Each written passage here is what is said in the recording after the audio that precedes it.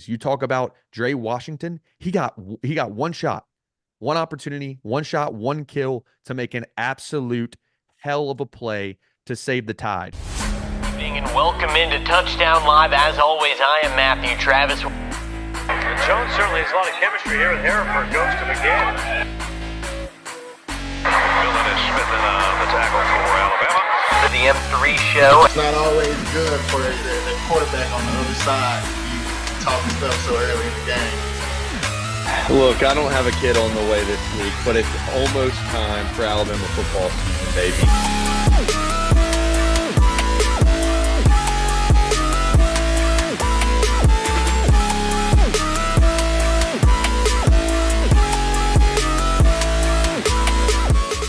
Well, welcome back to another episode of the M3 Show. Episode 8, I believe, been rolling. No guests this week, but Alabama, another win, 27-24 on the road at Missouri. Third consecutive win over a ranked team. Fifth consecutive win for the Tide after that opening loss. Alabama is rolling. Ty Simpson continues to roll. Looking good for the Heisman. My bet after that first drive in the Georgia game, looking pretty good. We'll get into all of that, but as a whole, just kind of takeaways. Josh, I'll start with you. Alabama goes on the road to Columbia, gets a 27-24 win over the 14th ranked Missouri Tigers.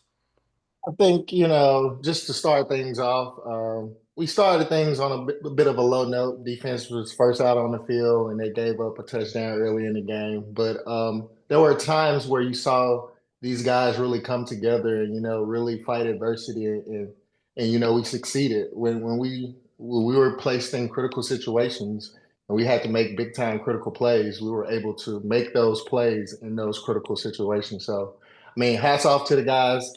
It wasn't, the most beautiful or spectacular win, but as long as we're continuing to build and continuing to take that next step, I'm impressed. So, like I said, not something that, I expect coming from University of Alabama, but my hat's off to them. They did a really good job as far as sealing the game late and taking control in a hostile environment. Yeah, you said it right there. Alabama got punched in the mouth that opening drive. Kind of struggled at times in the first quarter, but really picked it up. Was able to get that win. We'll get into that final drive here in a minute because that was obviously the winning drive right there. But Mac, your boy Caden Proctor, week in, week out of the Wildcat this week. I think that was the biggest Wildcat I've ever seen, but Alabama got him into the backfield again. Yep. I love seeing it. I know we talked about it a little bit last week, but it was like maybe maybe we're overdoing it. I don't know. It's like kind of like we're doing it every game now. Someone may pick up on it, but maybe it's just too good that it can't be beat. Maybe it's like our version of the tush push that people are going to try to ban that we can just keep running, but always love to see the big boys get action. They deserve it. I think linemen just don't get enough love in general, but so it's kind of fun to see one of them, actually get to tote the football and allow his boys to block for him too. So I was pumped about that. Can we talk about how it snapped? Did anybody else catch that? Wasn't it kind of just thrown back to Caden and then he just took off? I know they had the formation was kind of crazy. It was tackle over. It was 4 linemen to the left side and only 2, and the guy just kind of threw the ball back to him. I just thought that was pretty crazy. I've never seen it in college football, so I just want to see. I want to be a fly on the wall for the practices for the teams that are getting ready to warm up for Alabama. Are they now preparing for a Caden Proctor package? Is that the point that we're at for Josh, for you defensively? If you were going up against a team that 3 weeks in a row has used a 365-pound offensive lineman, whether it be out wide or in the backfield like we've seen in the past 2 weeks, is that something you guys would be preparing for in practice leading up to a game? Oh, 100%. Definitely something that Coach Saban would really try to get into, etched into our brain. Hey, when this guy is in number 74, be aware if he's getting the ball some way in some shape, form, or fashion. And that's the thing, Ryan Grubb has done such a great job of the creativity of trying to get Caden a touchdown, which I I really hope he gets a touchdown this weekend against Tennessee. I mean, it would be amazing.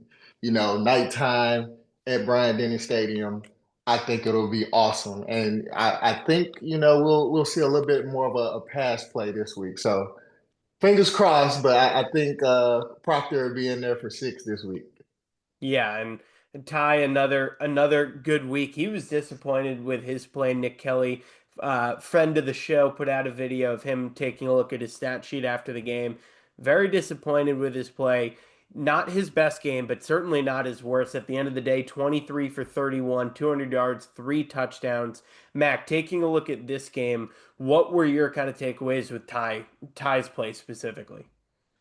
Yeah, I mean, I think you look at the first half, and I think one thing is I don't really ever love to peg it on one player. Like that's just one thing, maybe there's other people who analyze the game or talk about the game. It's like for me, you can at a certain point, but in this game specifically, I think it wasn't a Ty Simpson issue or a Ty Simpson thing. I think it was a whole entire offense, that whole entire Yeah. first half. Like we were super slow. Like the wide receivers, Lottie Brooks, showed up. Shout out to Lottie Brooks, true freshman, absolutely balled out, made some plays when he needed to make some plays. I was not happy about his early play in the game. Where he missed a block on the outside, but that happens. You make mistakes, and he bounced back and did a great job. But Ty in particular, again, the thing it showed me is he's resilient. He's always looking to do better. I know we've talked about it, but he's kind of exemplifies what you would think of someone who played under Coach Saban, carries that mindset, that mentality, that attitude. So love seeing him bounce back and just kind of figure it out, make some great throws, and it shows he's a true Heisman candidate when he's able to do that and bounce back like that in the game. The thing on the offensive side, I would love to see that I was talking to someone about is like, we're going for these deep shots, we're going for these other balls, and it's like we have one of the best wide receiver cores in the whole entire nation. Like, in my opinion, I think we have such an impressive group of guys with Horton, with Brooks, with Ryan Williams. And I think I'm wondering why aren't we doing any, quick slants? Like the slant always worked for us during our time. You look at Tua and Mac Jones, a lot of the passes they Yeah. were making, people were saying that, hey, Mac's not that good or Tua's not that good because all they're doing is throwing these little slant passes and letting the guys work. Well, we have guys like that. We talk about it week in and week out that Ryan Williams is unbelievable when he gets that ball in his hands. So that's something I would like to see kind of put in more into the offensive play calling because we just couldn't get anything going. Like it felt stagnant in the first half. It felt slow. Again, don't like put it on one person. I think it was an individual or an entire group thing issue, whether it was on the play calling or just guys not doing their assignment right. But overall, I'm impressed with the way Ty bounced back. And again, the thing that I look at is the intangibles, and he showed that he proved that he got the ones that I think he does. Yeah, Yeah. you mentioned Lottie Brooks right there. 4 receptions, 58 yards, good game out of him. Isaiah Horton had a good game as well. 3 receptions, 34 yards, and a touchdown. Fortunately, Alabama did suffer a loss on the offensive end. Jam Miller getting hurt right there. Looked like it could have been really bad with his collarbone issue. We were texting in the group chat. We were worried about that potentially being what the injury was. Turns out it was a concussion.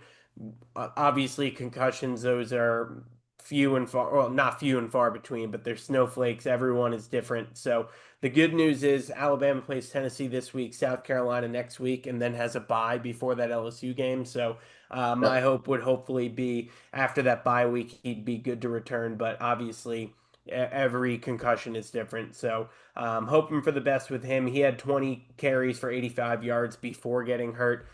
He was hit kind of on the sideline, might have been targeting. They ultimately ruled it wasn't. But and Josh, for you, looking at the defensive side of the ball, Bray Hubbard, another pick, and Yes. obviously Dijon Lee with the game sealing pick at the end. But LT Overton had a good game this past weekend as well. 1.5 sacks for him. Taking a look at the defense, what were your kind of takeaways from the win over Missouri?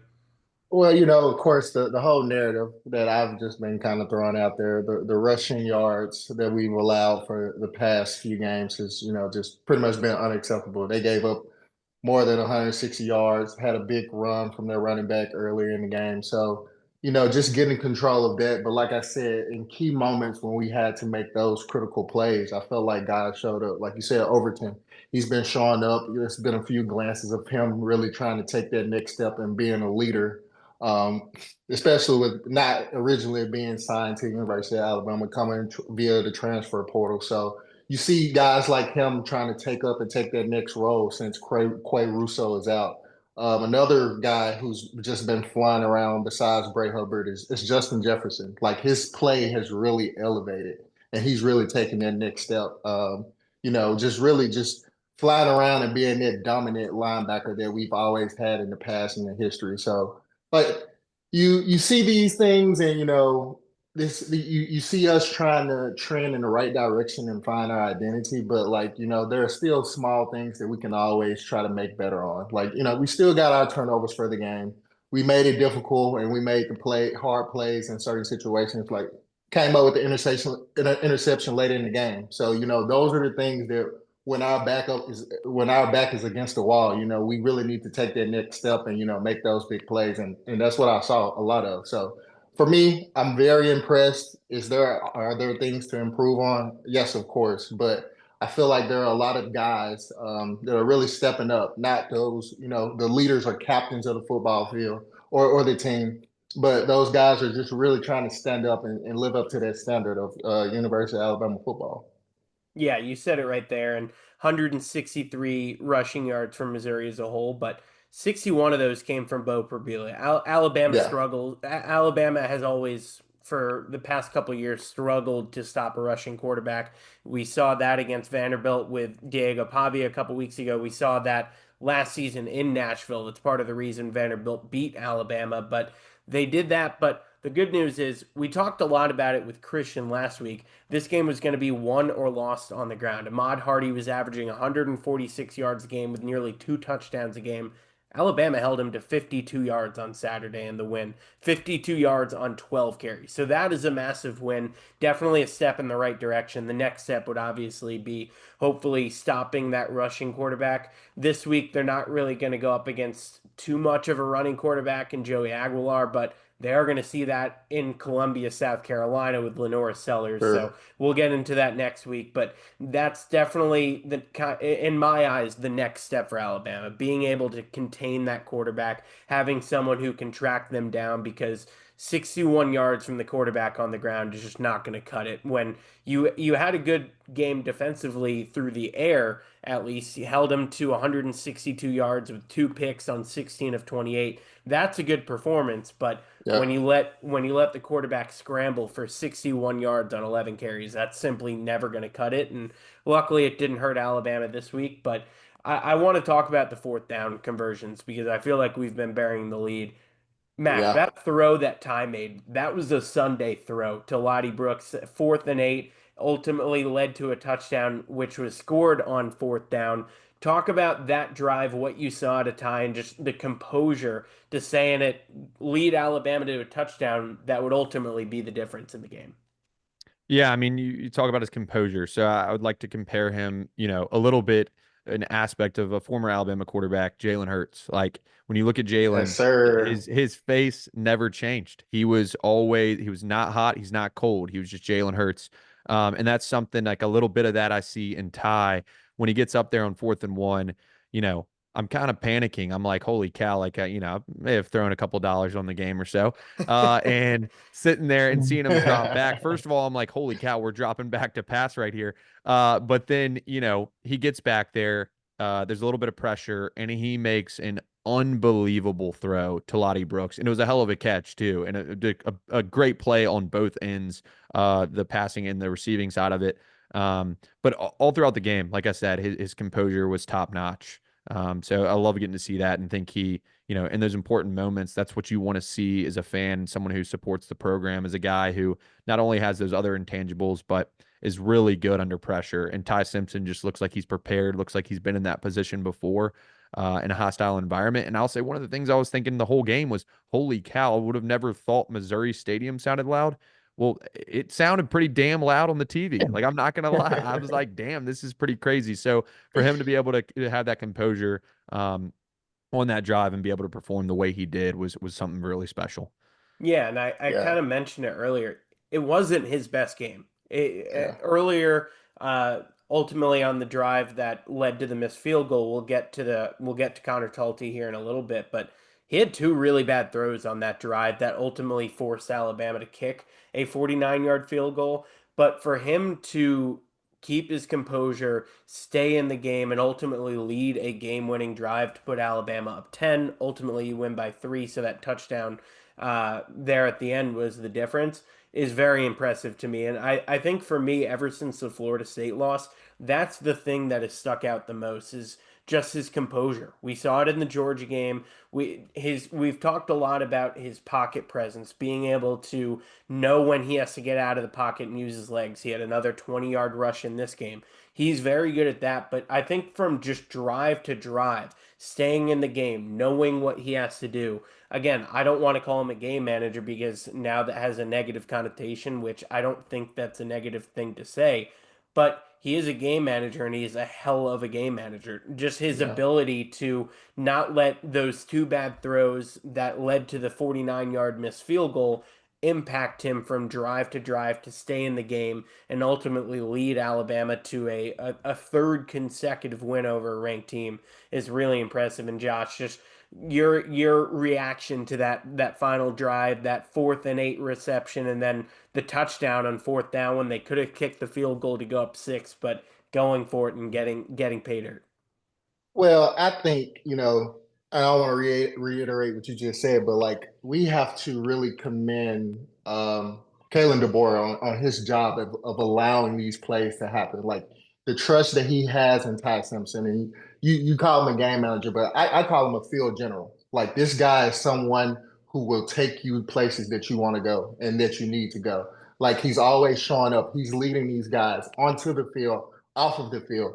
When we after we won the game against Georgia, like Coach DeBoer turned it over to Ty to really speak and to pump these guys up. So that really speaks a lot to what he believes into Ty and what he sees in Ty, and it says a lot about Ty's leadership skills. Like this is a guy that is going to take us to a national championship, and he has the right pieces around us. He's making the right calls. He's making the right plays at the right time.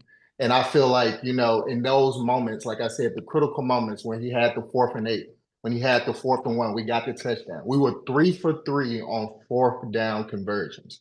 That is unheard of. And those all came, well, 2 of them came in some of the biggest times of their game. So I when I hear Ty Simpson, I think of him being a general on that field and leading these guys to the place that they want to go, and that's a national championship. And if he keeps this up, you'll hear his name, Theismann, being called here soon.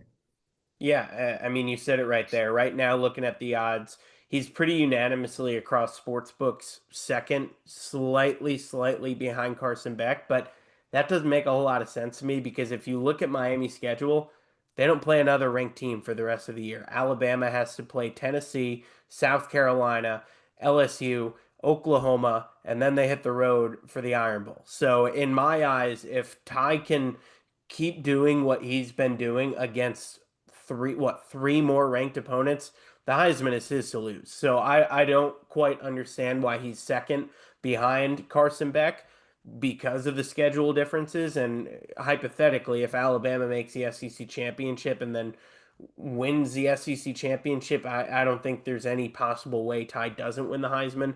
Would be the second Alabama quarterback to do so. So that would be awesome. I'm feeling pretty good about the bet I made after that first drive in Athens. Got him at plus 1,400.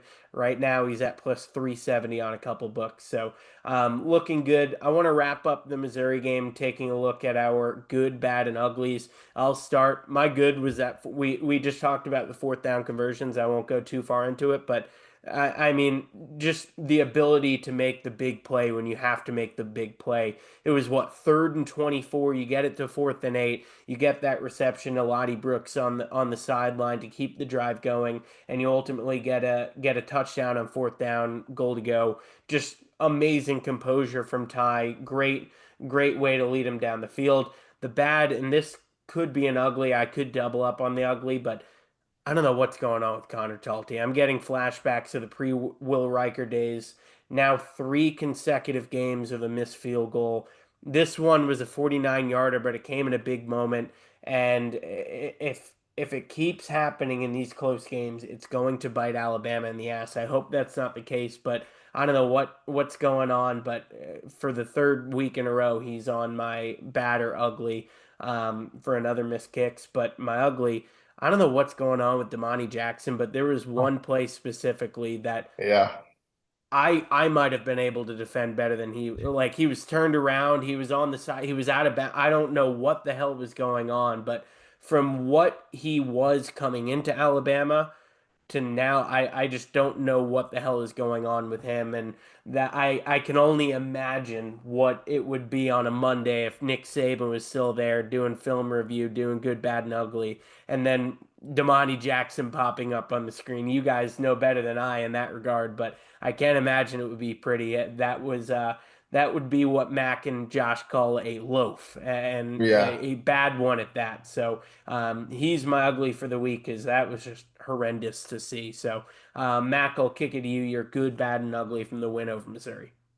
I'm gonna do something a little bit different this week, because I think you guys will cover the bad and the ugly.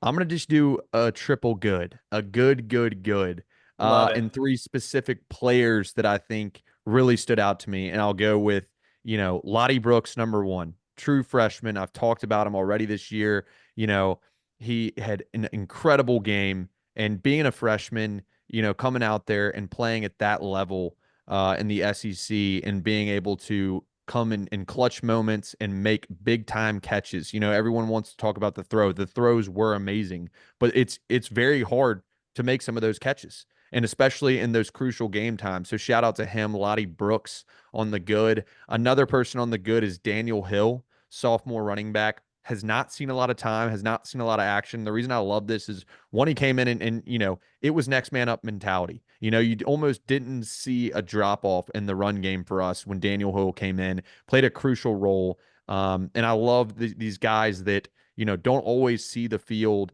but then now they're getting their opportunities and they're making the most of it. And he was one of them too. So big shout out to Daniel Hill. He's on the good. My final person for the good.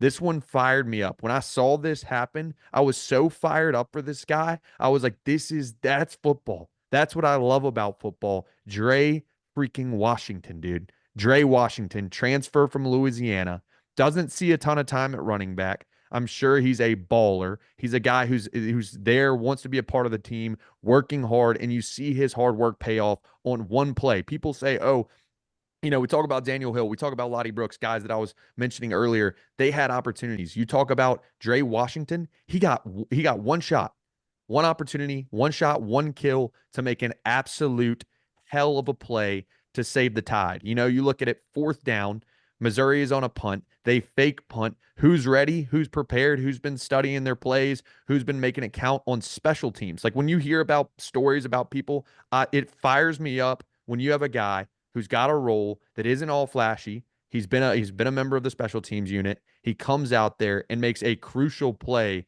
that directly impacted the outcome of the game. So Dre Washington, that fired me up. That's my last good. Was really happy to see that, especially being a guy who didn't really get action. I never got to see action, but I would love. I'm the guy who preaches that, like, be ready when your chance comes. And he got his shot, he got his chance, and he made the most of it. And so I hope that the fans boost him up a lot this week. I hope he gets a lot of hype, and I hope that play gets a lot of awareness, as I know it did during the game. But that's a big play. That's a big time play, and that's an Alabama football play right there. Yeah, potential game-saving play on that fake field goal, or excuse me, fake punt to hold him off just short of that first down marker. So great call out there. Josh, what you got? Good, bad, and ugly from the win over Missouri. So for the good, I'm gonna just give it overall to the team. I feel like we did a really, really good job as far as handling adversity. Multiple things, giving up the big plays on the run, but continuing to fight back and get turnovers. Offensively, losing jam early in the game, but having that next player up mentality like that really speaks a lot to, guys being prepared and the preparation that it takes each and every week. And coming in when your number is called and being able to live up and play to that standard. So hats off to those guys. And then, special teams, like, that was a really pivotal moment when Washington came up and made that play. So definitely hats off to those guys. And the penalties. I've been preaching this in and out.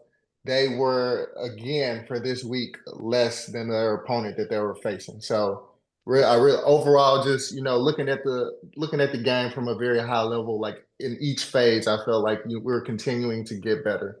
So overall, the whole team is a good. I love it.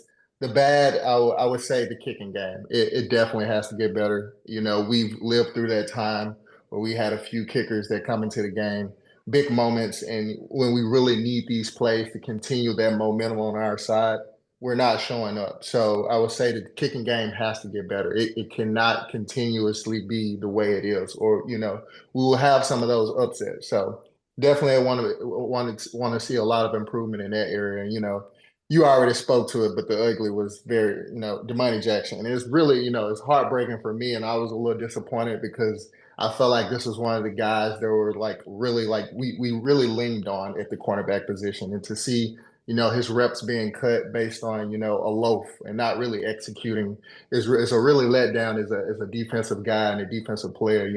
You always want these guys to do good. You always want these guys to do well. And when they're not living up to their standard, it kind of hurts. So definitely ugly, but I will hope to see, him improve in that area and be able to get back on the field and make big plays. Yeah, no doubt. As a whole, Alabama gets another win. Their fifth in a row, 27-24 over the Missouri Tigers. Third week in a row they've beaten a team who had not lost on the season. So Alabama rolling, and this week they're going to need to keep rolling. The third Saturday in October, it's a cigar game. I don't know if you boys have yours. I just moved to Arkansas. Smoke them if you got I them. gotta find me a place to get me a cigar because I hope we're gonna be smoking them on Saturday night. Alabama welcomes the 11th ranked Tennessee Volunteers into Tuscaloosa. Tennessee 5-1 on the year. Their one loss being a loss at home to the 6th ranked Georgia Bulldogs, who again, the kicker looked as nervous as I've ever seen a football player on a football field. Had a chance to win it in regulation, didn't, lost in overtime. Don't really have too many good wins. Win over Mississippi State in overtime was a good one, giving them their first loss, if I'm not mistaken. But they've beaten Syracuse, East Tennessee State, UAB, who just fired Trent Dilfer, Mississippi State, and Arkansas, and struggled this week against Arkansas. Was overtime in Starkville against Mississippi State. This week they beat Bobby Petrino, the Bobby Petrino leg at Arkansas Razorbacks, 34-31, right after Notre Dame had their way with Arkansas. So definitely not their best performance, but it's going to come down to Joey Aguilar. He looked really good at the start of the year, transferred in from UCLA after the whole Nico and Maliaba situation, going to UCLA. He's 118 for 182 on the year, 1680 yards, 14 touchdowns, and 5 picks. Deshaun Bishop, the running back, going to be a key, and then wide receiver Chris Brazil. But before we get into the game, I kind of want to hear your guys' takes on playing in this rivalry, because a lot of Alabama fans take this a little more seriously than they do the Iron Bowl. It's the cigar game. For years, Alabama owned this rivalry.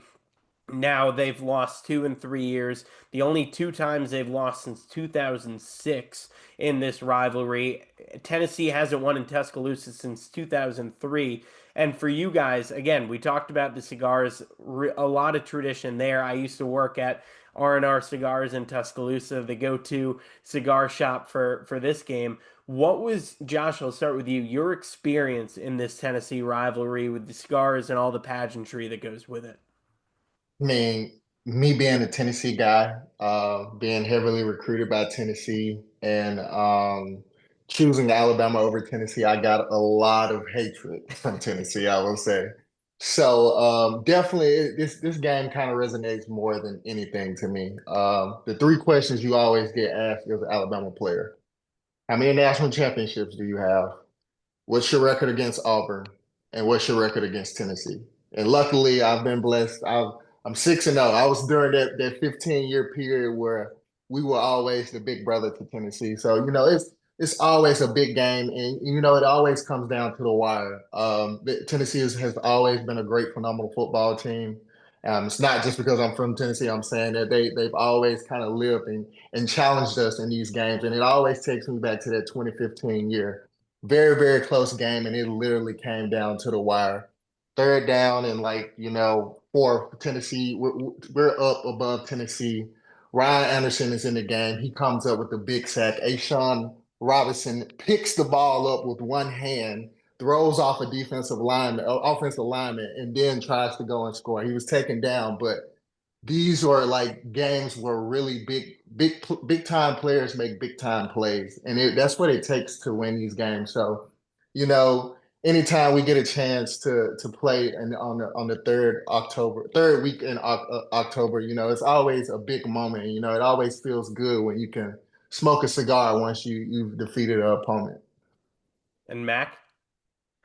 Josh, it's the third Saturday Third in Saturday, October. my bad. There you go. Flip I'm just playing. I'm it. just They have a playing. logo for it. They just released a Um, logo this year for the third Saturday in October. So you know it's real when there's a logo for a game.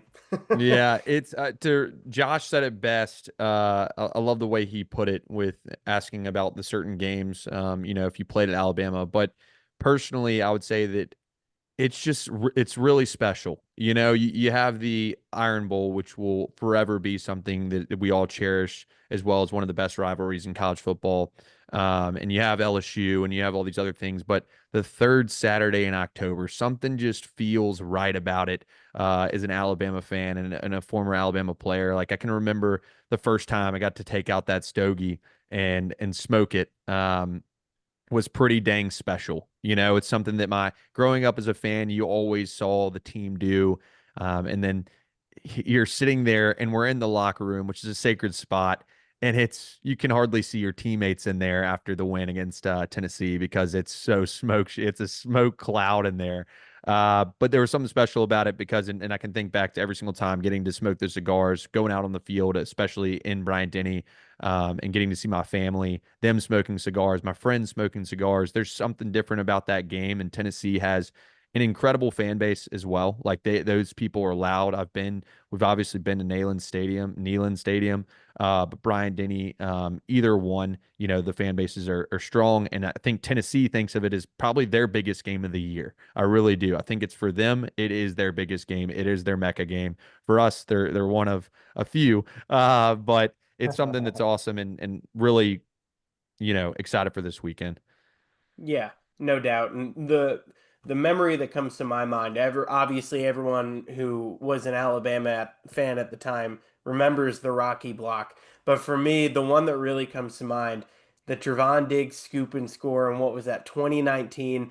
I've Yeah. been to more games than I can count, whether it be on the field, covering the game, in the student section, in the family section, whatever.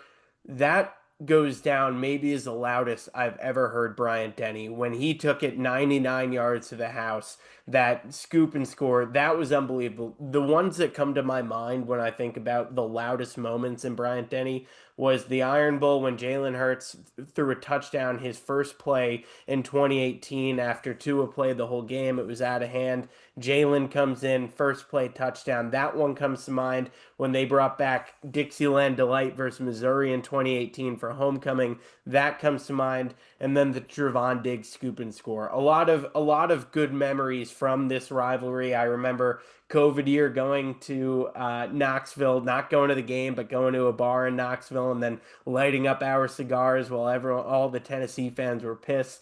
And then just being in the student section for these games when they're in Tuscaloosa, when you see it's starting to get a little out of hand, and then just the plume of smoke coming up from the student section. It's Yeah. a really neat game, and it's always a lot of fun, especially when it's a night game like it is this week. So always a lot of fun, and it sucks when you lose this game in the heat of it. But I think the fact that Alabama has lost two of the past three, I think adds a little something to it. And the saying is, it's not a rivalry if it's one sided for a long stretch of time. And that's kind of what it was.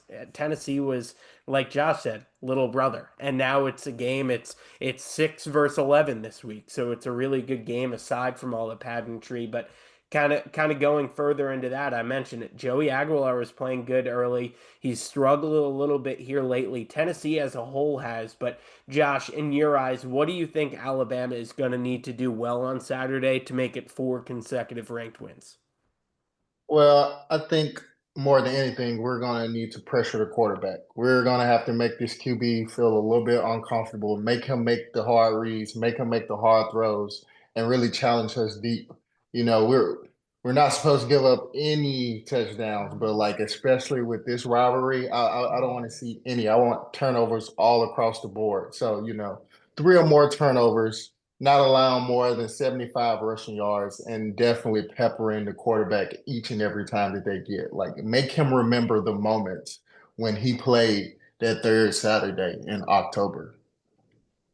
Yeah, Max, same to you. Yeah, I would say, I mean, look, the thing we've seen repetitively is the defense comes out, doesn't look great in the first half, and then comes out swinging in the second. I want to see consistency for 60 minutes from the defense. Offensively, I want to see, minimize the penalties as Josh has talked about all season long. Um, but as well as I want to see the offense come out hot. I want to see the run game established early. I think if we run the football, we establish the run game that opens up the passing game and enables Ty to get it out to those wide receivers. Also, I would love to see us utilize some short passing game. I don't think we have to go for the complete deep shots. I would love to see some of these guys get quick slants, hit Ryan Williams with a quick slant. Slants is a play that I'm like, I don't see it as much anymore. We ran it all the freaking time when we were at Alabama. And getting those guys an ability to do something with the ball because they're very talented. But to keep showing up in special teams to, show up as well when it comes Saturday. So looking forward to the game for sure. Yeah, and you said it right there. And the thing I liked what you said most is you mentioned the quick slants. We talked about that earlier. We do need to see that. We need to mix it up. We need to see Ty do what he's been doing with standing punches, keep staying consistent drive to drive, and just going out and balling. I want to see Ryan Williams get involved. Obviously, not involved this past week at Missouri. I want to see Ryan Williams be Ryan Williams. We're going to need to make up for the production that Jam Miller provides elsewhere, and I would hope that would be Ryan Williams. Make them defend him, double team him, and open up Isaiah, open up Jeremy, and just keep going. This week for Alabama is going to be death through the air, and I want to see that because I know Ty's capable of making those throws. We saw it on 4th and 8. We saw it this past week. We've seen it all season. And now I want to see Ryan Williams have a Ryan Williams-esque game. I don't want to see those drops we saw against, what was it, Vanderbilt in Georgia. I want to see Ryan Williams be Ryan Williams, come out and just don't give them hope right out of the gate. Prove you're still Alabama, win a 4th consecutive ranked game, and I want to see a plume of smoke as Dixieland Delight is playing early in the 4th quarter because I I, I know Alabama's capable of it. We haven't blown out any of these ranked teams, and I want to see that this week. So ultimately, the keys for me are just getting Ryan Williams involved, letting Ty be comfortable, open up the playbook for Ty, and just kill him through the air because obviously you don't have Jam. Kevin Riley's going to play a bigger role this week. And yeah, so ultimately, I think it'll come through that and kind of withstanding their attacks because Arian Carter, their linebacker, he's been really good this season. He has 57 total tackles, 20 solo, and a sack, a pass deflected, and a forced fumble. So he's going to be a factor. Just don't let him be a factor. Open up the playbook. And as Max said earlier, I want to see Caden Proctor get into the end zone. Josh said it too. We are all Caden Proctor into the end zone supporters. We hope this happens. We are starting that Caden Proctor end zone group that Matthew is starting. He started a GoFundMe. No, I'm just kidding. Yeah, we all want to see him get into the end zone. The GoFundMe that we raise will all be put on Caden Proctor anytime touchdown. And we will pay out our betters. I like that concept. I like that idea. One last thing I'll say is today I got a haircut. Okay. I went into the haircut shop. And you're wearing a hat? I'm wearing a hat. I went in to go get a haircut today. Okay. Great cut. At the end of the haircut, walk downstairs and it's the shop. It's kind of fancy. It's got a place where you can get some beer, some alcohol in it. It's got a little fridge. And off to the right side is a thing of cigars. The haircut lady looked at me and she said, you eyeing down the cigars? She's like, what's going on? And I was like, well, why am I eyeing down the cigars? And then I said, wait, it's the 3rd Saturday in October. Give me one of those things because I'm going to be smoking it this freaking weekend. There you Yes, go. sir. And before we move on to our picks, Mac knew this was coming. Mac, there's a video a couple years ago. I just want to know what's going on. You're with Theo John, you're with Caleb Presley. Theo Vaughn. I don't I I said Theo John. You're with Theo Vaughn, you're with Caleb Presley. I don't know if you were wearing orange or not. I don't think you were, so I'm not going to give you crap for that. But there's a video of you running onto the field after a Tennessee win in Neyland Stadium and dumping Gatorade on Josh Heupel. We give you crap for Vanderbilt. Do we have to give you crap for Tennessee as well? What explain to me what was going on in that video? Explain to your fans, man. I want to know too because it seems like you're more of a Tennessee guy than me. This is unbelievable. Listen, this is people watch the whole entire thing to understand. I don't want anyone watching one little clip and thinking, "Oh, this is I'm how this is giving you what the it-" platform to Yeah, you're giving me explain. the platform and I'm explaining it. How it's happened is Theo Vaughn and I decided we would go to the Tennessee game. He had tickets to the game.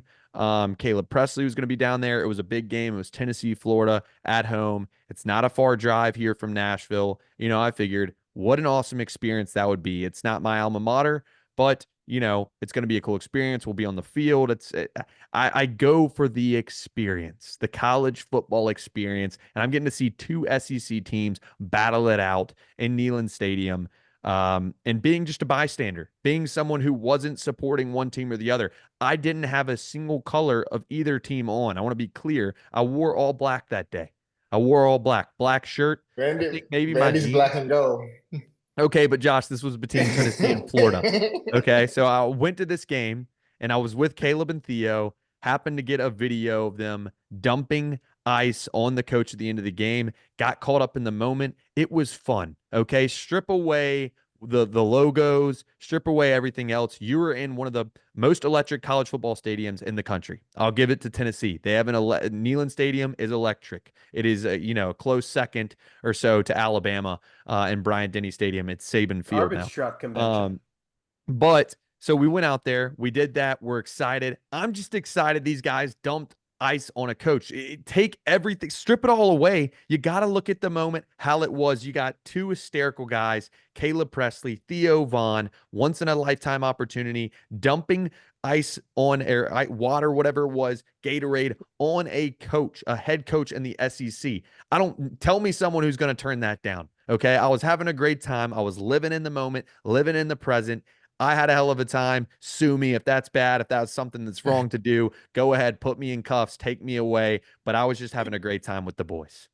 Josh, am I crazy or is he getting a little mad? I was just asking a question. Man, it seems like he's getting a little defensive. I don't know. A guy who, is pretty innocent and a true Alabama fan, low key Vanderbilt fan, I wouldn't get that offensive.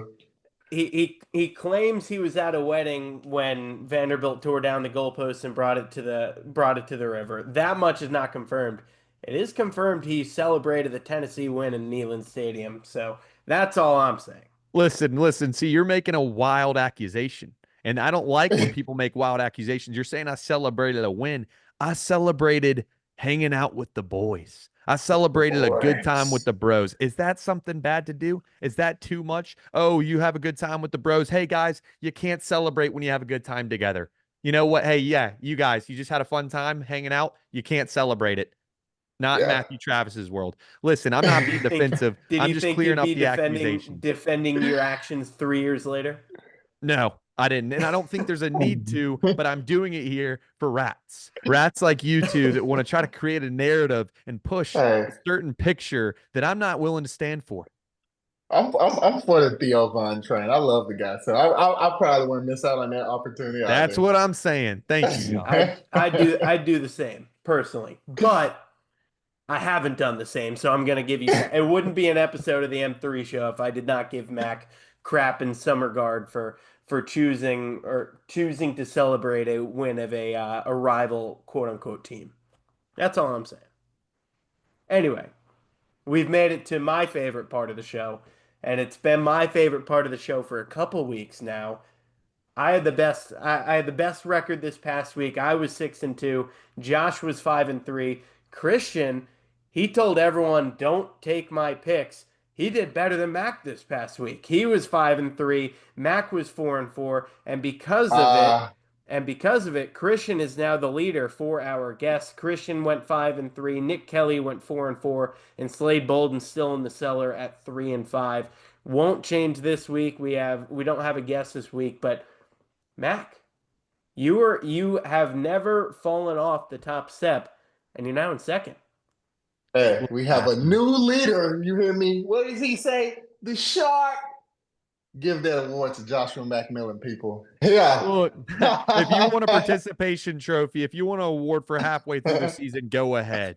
But that's not the same Alabama mindset that you had back in the day, Josh McMillon. You wanted to take it from start to finish. And that's what I'm going to do. I'm going to be resilient like the Tide this year. I'm going to start off our picks, and I'm going to go Alabama -7.5 versus Tennessee. Hammer it. Lock of the century. Give me the coin back. There you go. Before I get to my pick is Alabama. I just want to say, and Mac is going to give me crap for this, I already know it.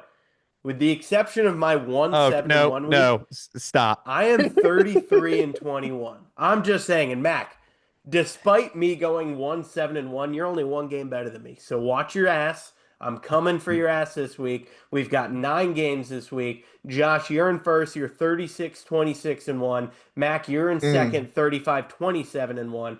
And I'm in third. I'm 34-28-1, and I'm coming for that ass. I've been in last all year because of one bad week, and it's not impacting us. We're hot on the tails, and this is the week. I'm soaring past Mac, and we're going to make up some ground. And Josh, I'm also going Alabama -7.5. Ty Simpson, Theismann moment this week. It's happening. Wait, Matthew. I love that pick. And I obviously said I'm going to take Alabama -7.5 as well. I did want to come out with a breaking news report that if you took away all the games at a certain hour and certain day and certain time that I lost, that I actually would be undefeated. So I just wanted to put that out there, everybody. Yeah. But Josh, go ahead with your pick on this next one. Give me Alabama -7.5, and it's not because you guys said it. I feel like this is a game that Tennessee is coming to Bryant-Denny. We're going to really show that we're going to get the upper hand on these guys. We lost 2 of the 3 games. I think we're going to come out. We're going to win big. Yeah, you said it right there. I really do think Alabama's going to kick ass. I think first quarter they're going to make a statement and keep their foot on the gas the whole way through, and those cigars will be lit early in the fourth quarter, I think. So all 3 of us on Alabama, no surprise there. This one will start as always with the non-SEC games and get into the SEC. An interesting one, an old rivalry, 20th ranked USC, the one in California, not South Carolina, at 13th ranked Notre Dame. Notre Dame an 8.5-point favorite. I'm gonna ride with the Trojans. I don't think they win, but I think they cover 8.5. I think they lose by a touchdown. So USC. Mac, you said Josh is picking first all week this week. You picked first for the Alabama game. Josh, USC at Notre Dame, the Irish an 8.5-point favorite. It's kind of a hard pick because the Irish have been a little inconsistent this week, this year. They've had kind of I guess, a hard schedule. Where's the game is going to be in Notre Dame? Yep. Give me the Irish winning this. I don't think USC kind of has what it takes. I'm taking the Irish in the spread. Mac, what you got, Matt? What you gonna do? You gonna switch up? This is gonna be the tail factor if I'm gonna be leading still. So you better choose wisely. Rudy. Of course, every time we have the Irish, Mac is going to ride. Give me the Notre Dame Fighting Irish -8.5. Marcus Freeman, take me to victory. Take me to glory. Yeah. Come on, give me Notre Dame -8.5. Home field advantage. I'm going with the Irish. Okay. I think you've mentioned Rudy every single. I know you've mentioned Rudy every time Notre Dame has been brought up. Just saying, when we look back halfway through Saturday, that's going to be the reason you and I are tied going into the ninth. Rudy. Rudy. Next one, the Holy War. First time this one has been a ranked matchup in a long time. 23rd ranked Utah hitting the road to play the 15th ranked BYU Cougars. Utah 3.5 point favorite. And Josh, you're going first for all of these. What you got? Utah on the road. Oh my God. Mm. Utah has always been that team that comes up and they really challenge other teams and they come out with the win, especially in hard times. BYU. Give me Utah. I'll take Utah for the 3.5. Mac? What you got, Matt? This past weekend, I was up in the wee hours of the night watching a team called Brigham Young. I don't even know how you say it. Brigham Young. Brigham Young University, aka, well, we'll get to that. This team, BYU, was going down the field, and you know what they were doing? They were storming. The Stormin' Mormons, BYU, they did me right last weekend. I want to take them again this weekend. Give me the Stormin' Mormons, BYU to cover the spread. Yeah, I'll keep it simple. I get the Storm and Mormons as well. I think they win the game as well. 3.5 point favorite. If they lose by field goal, that's my justification. I've gone against Josh two games so far, so that's the ground I have to make up right there. I'm coming for your ass, Josh. Next one, we're getting into the SEC play. Mac's favorite team, the 17th ranked Vanderbilt Commodores, a home favorite, 2.5 point favorite against the 10th ranked LSU Tigers. Wild that Vanderbilt is a favorite in football over LSU, but that's the case this week. Josh, who you got? Vanderbilt a 2.5 point favorite. You know, I've been riding with Brian Kelly all year long. I am not a You Diego didn't Pavia last week, and guy. that's part of the reason I'm making up on your ass. Well, Wait, in the wait, did right you just say moments. you've been riding Brian Kelly all year long? I've been Garrett riding Nussmeyer with. slanging that thing, Mac. Pause, You hear pause, me? Josh, you sicko. Riding with them. You hear me? Give me the LSU Tigers taking down Diego and making his Heisman race obsolete. I got him destroying the Vanderbilt. What is it? Commodores? You baby. Hey, Josh, you're the only one who's worn a Vanderbilt shirt on this podcast. So I'll just say that much. Mac, who you got?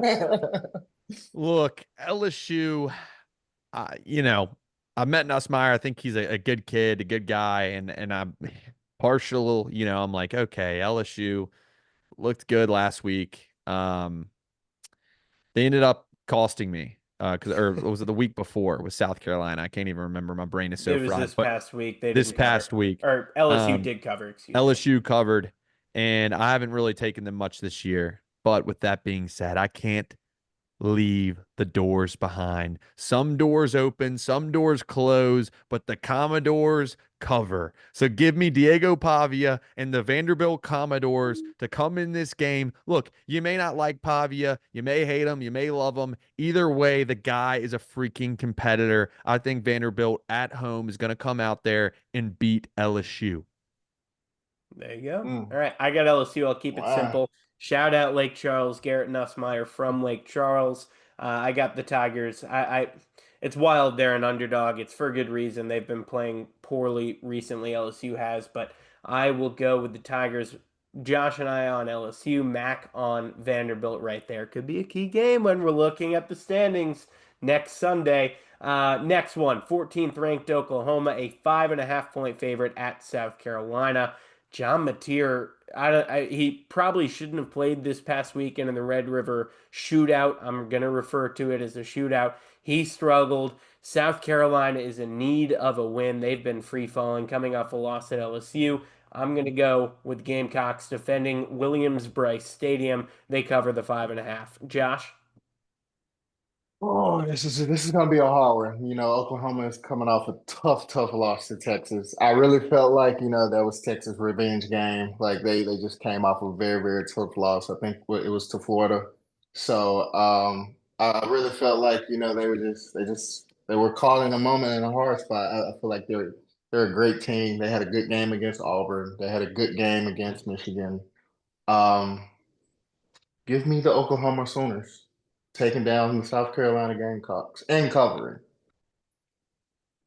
I'm Mac. gonna say here that last weekend the Sooner ship, unfortunately, it sunk in the Red River rivalry. Big game between them and Texas. I think they're going to recover this week. South Carolina has not, seemed to get it back together. Give me the Yeah. Oklahoma Sooners -5.5. All right, another game I'm against both of you. So another, we've got a lot of key games. It's either going to go very well for me or very, very poorly for me this week. Next one, Texas A&M, a 7.5 point favorite, hitting the road to play the Arkansas Razorbacks. Bobby Petrino, his first home game back with the Arkansas Razorbacks as head coach. And I think they're going to get routed. I think Texas A&M has looked really good. Marcel Reed's been phenomenal, and I'm going to go with the Aggies covering the 7.5 on the road at Arkansas. What say you, Josh? Give me the Aggies. They didn't fail me the Mississippi State week. You guys have been down on them all year long. And I just feel like they have been looking like a very dominant team in the SEC. So give me the Aggies going in covering the 7.5 spread.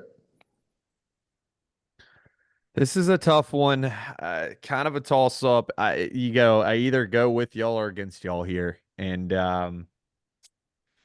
He's gonna ride with us. Now, go ahead. I'm the leader, so just follow, okay? look, I've I'm been doing the fading thing some of your right now. picks already. I just A&M has looked solid. Arkansas is not, and it's as simple as that. Yeah.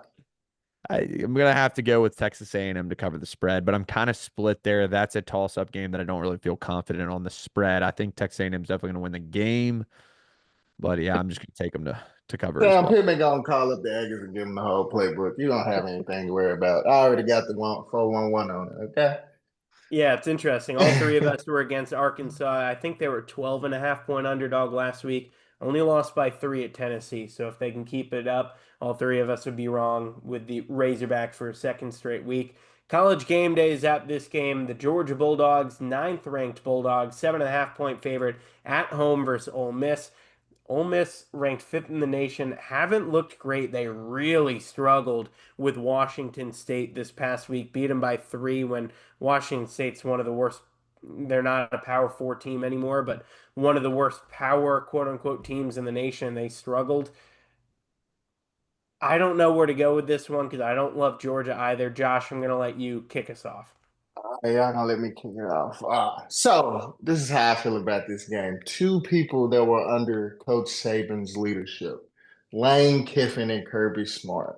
You have Lane being the offensive mastermind over there, scheming it up on the X and O's, and then you have, Kirby Smart probably being one of the best to come under Coach Saban wings. I think I gotta go with the Georgia Bulldogs covering this. I think these guys have all the intangibles to be able to go in and win this game and be able to shut down Lane Kiffin and his playbook. So give me the Bulldogs. Mac? I think part of me is like I think Kiffin may have overlooked the last game and been preparing for Georgia the whole entire time. So there's a part of me that says Ole Miss is going to come out here. Kirby Smart has a losing record against Ole Miss, 2-1. Um, but I also think this is going to be a bounce back game in the sense of getting the Georgia Bulldogs back on track. So as much as I hate to ride here with Josh again, I'm going to take the Let's go. Georgia Let's go. Bulldogs to All cover the right, spread. I'm gonna go against you. I think it was a look ahead game this past weekend. They're a 7.5 point favorite or underdog, excuse me. I think they cover. I think they lose by a touchdown. I'm gonna go against you. A lot of games I'm going against you, which I don't know how to feel about. But I'm going with Ole Miss covering the 7.5 in Athens. Next one, Texas. They're back in the rankings. They fell out after losing to Florida. Big win over Oklahoma this past weekend at the Cotton Bowl. This week, the 21st ranked Longhorns hitting the road to play Kentucky. Texas, a 12.5 point favorite. I think this is another bounce back. We're still Texas. We still have everything ahead of us. And I'm going to go with the Longhorns. Josh? Give me the Longhorns, and not just because you picked them. The Kentucky Wildcats have not looked great all year. They Yep. really struggled against Ole Miss. They've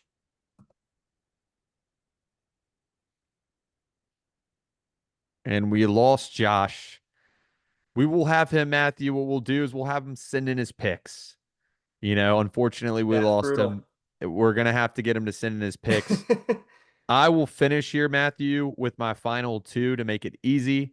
I'm going to go Texas to cover the spread against Kentucky. I think Texas has looked, starting to look better, especially that win against Oklahoma. Arch Manning starting to catch stride. And then for the last game, I was thinking watching that game, I'm going to choose Missouri against Auburn. Auburn looks like a absolute shitstorm right now. Things are the captain situation. There's other things going on, but when things are going bad, that's when I dig in. So give me Auburn to cover the spread in that last game. I'm going to give you Missouri, and I'm also going to give you a prediction. By the time we record next week, Hugh Freeze will not be the head coach at Auburn University. Missouri win triumphantly. Hugh Freeze out at Auburn. That is my prediction. I don't know anything. That is my prediction. I'm gonna put it on my guessing hat. I also think Josh is gonna go with Missouri. I believe he was going with Texas. We will here he comes.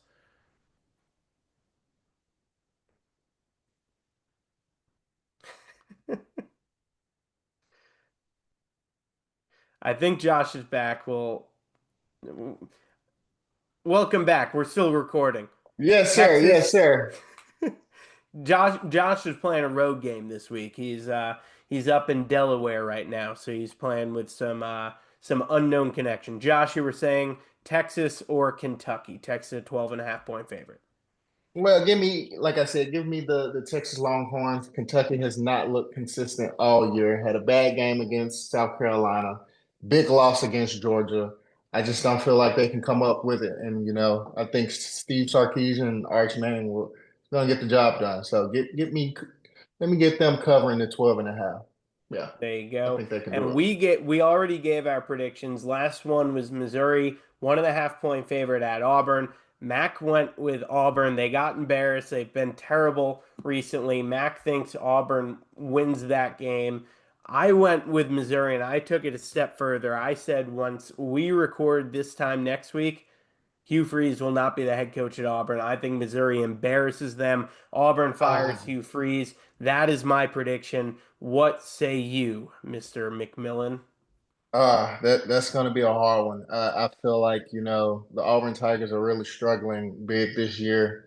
Hugh Freeze being in the hot seat, it may make him, bring out the whole playbook. He's done a phenomenal job at Ole Miss when he was the coach there. He got let go due to some violations. So I feel like he has the capability to play in the SEC and coach in the SEC. However, with how well Missouri has played Alabama this past week, I think I'm gonna ride with the Tigers and the spread of one and Which a half. Tigers? Mizzou Tigers. Awesome. Well, that'll do it for another episode of the M3 Show. My prediction, I'm storming up past you guys. We went against each other on a lot of games this week. And I think by the time we record, not only will Hugh Freeze not be the head coach at Auburn, I'll be the top of the leaderboard. So we'll find out. But thank you guys for listening. Another great episode, and we'll see you this time next week. And cigars will be smoked by this time next week. So roll Yes, tide. sir. Roll Tide. Roll Tide.